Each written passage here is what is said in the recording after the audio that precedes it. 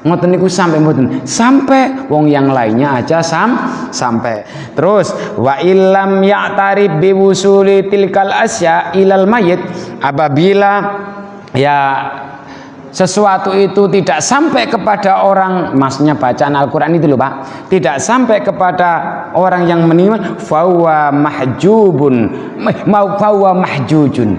maka otomatis ngeten, apabila bacaan Al-Quran itu tidak sampai kepada siapa? Orang yang meninggal, fahuwa mahjujun, secara otomatis terhijab. Mahjuj, tertolak apa? Bil kitabi, dengan kitab Al-Quran, was sunnati, dan hadis baginda Rasulullah Muhammad sallallahu alaihi wasallam. Karena apa?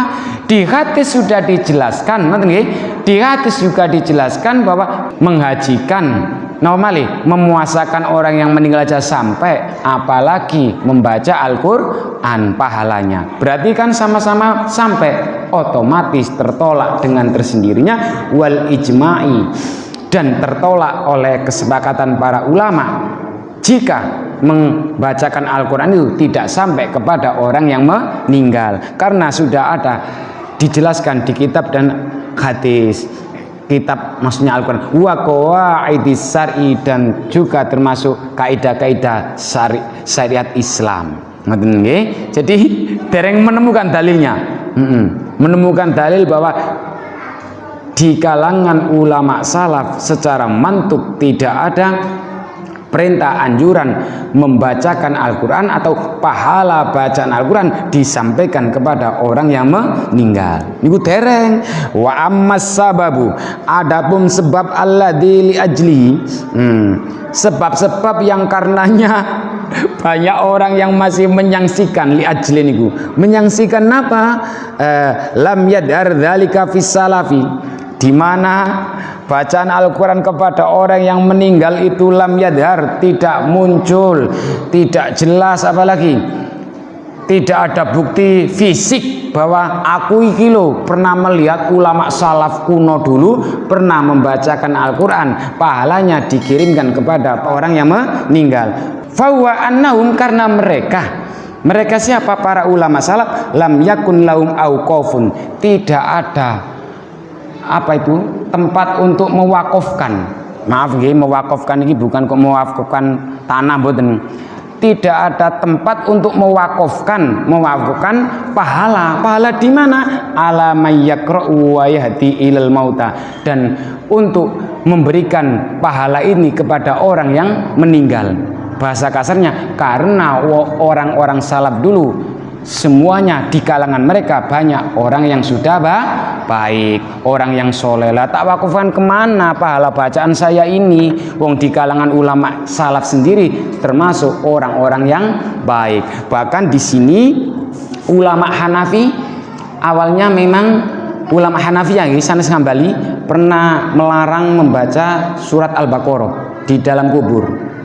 Karena yang meninggal tadi pernah berpesan, besok kalau sudah saya meninggal tolong dibacakan beberapa dari surat Al-Baqarah. Sehingga di akhir-akhir ini ya dalam konteks Indonesia ada tahlilan.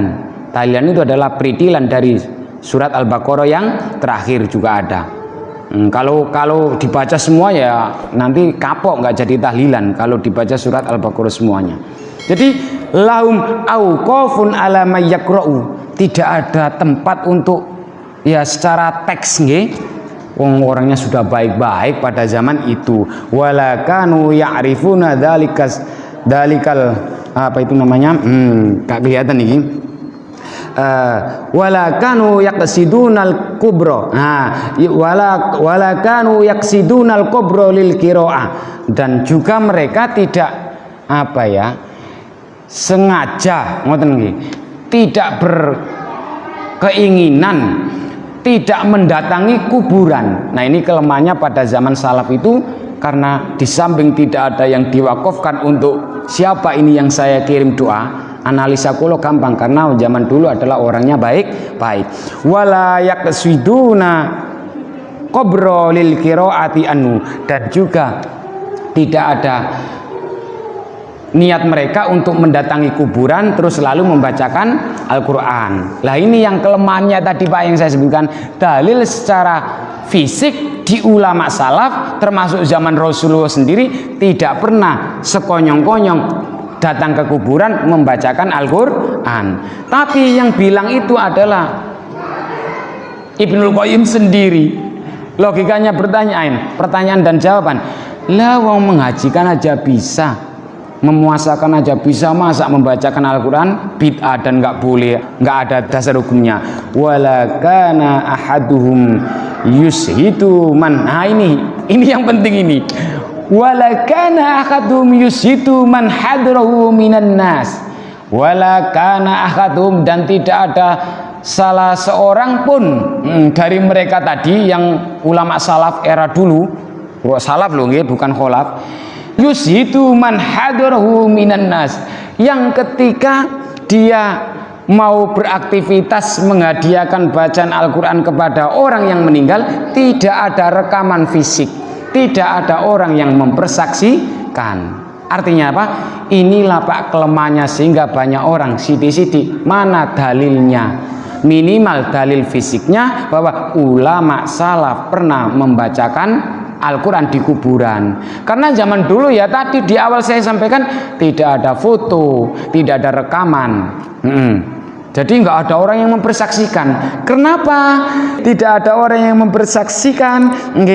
Ala anna sawabadil qiraati li fulanil mayyit, bahwa bacaan Al-Quran ini untuk mayit. Ini kan memang tidak ada rekaman nggih. Bal wala sawabu hadis shadaqati was-shaumi. Begitu juga tidak ada rekaman sebenarnya. Disuruh, ini loh saya bersedekah atas nama mayit. Ini loh saya memuasakan orang yang meninggal dulu, saya ganti puasanya, saya qodoi. Karena memang tidak ada rekamannya sama, tapi kenapa kok Al-Qur'annya yang dipersangsikan bacaan Al-Qur'an? Summa yuqalu li hadzal qail. Ada pertanyaan? Nggih, monggo Pak. Kalau saya simpulkan dari pernyataannya Ibnu Qayyim. Nggih. Berarti pahala dari bacaan Al-Qur'an itu dikiaskan. Nggih.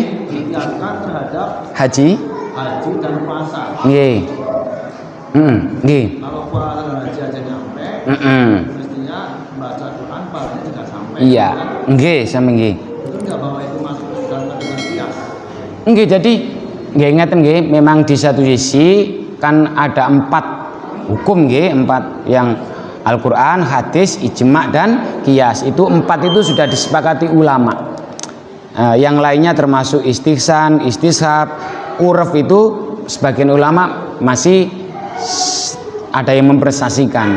Lah, boleh. Makanya logika berpikirnya namanya Ibnul Qayyim ini mengkiaskan.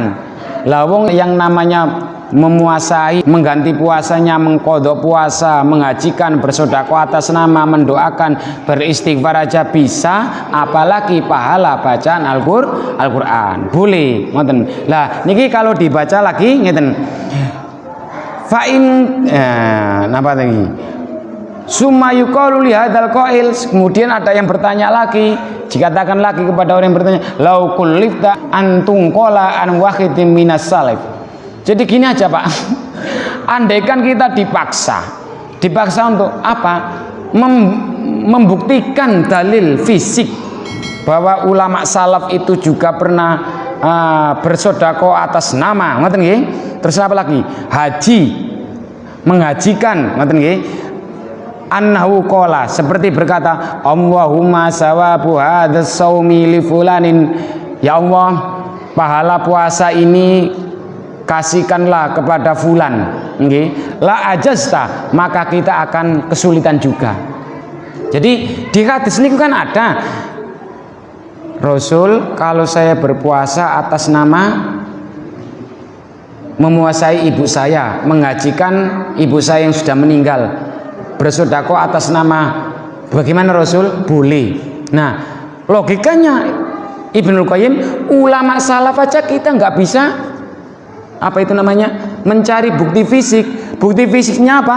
Allahumma sawabu hadzal shaumi. Pernah mendengar bacaan ulama salaf, Jadi ulama salaf itu juga jarang berdoa secara tersurat, secara teks, ya Allah berikanlah ganjaran puasa saya ini kepada fulan, kepada ibu atau bapak ini.